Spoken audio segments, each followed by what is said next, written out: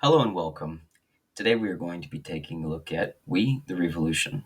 Made by Polly Slash and released in 2019, We the Revolution takes place during the French Revolution. Your job, as a judge, is to decide the fate of the accused. It can be nobles, revolutionaries, or any everyday citizens. Everyone is just trying to survive this chaos during the revolutionary Paris time.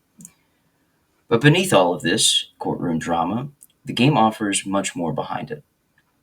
Behind everything, there is a choice, and every choice, there is a consequence. Within this game, the core mechanics revolve around decision making and choices that you would have that would further along the story.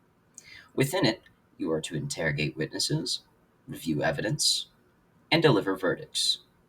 Your choices affect every facet of this game, from the people and the factions to your family, showing that it's not just about a game of justice or guilty or innocence, it's about survival. Every verdict that you deliver shifts your reputation in some way, shape, or form and affects your choices later on within the game.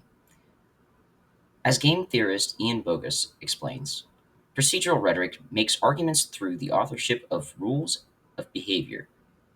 In another sense, We the Revolution doesn't tell you what justice means, it shows you by allowing you to play it through the systems.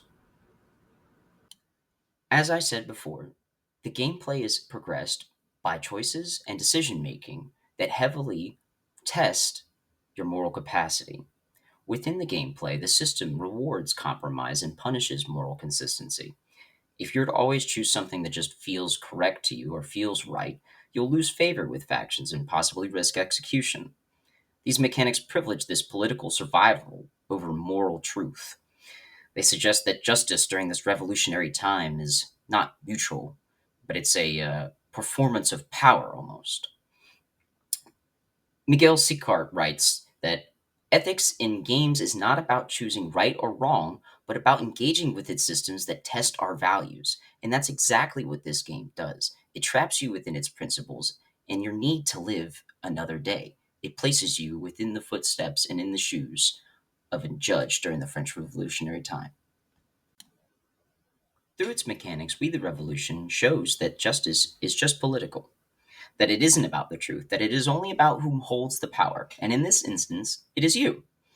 The game argues that institutions of justice just become tools of power, that every verdict that you would give feels less and less of like law and more of a political theater, if you will. At certain points in the game, people will demand certain verdicts or they will try to gain favor from you or lessen your favor. This just goes to show that justice has become an entertainment and that it now is fear that drives morality rather than, well, goodness or goodness of your own heart.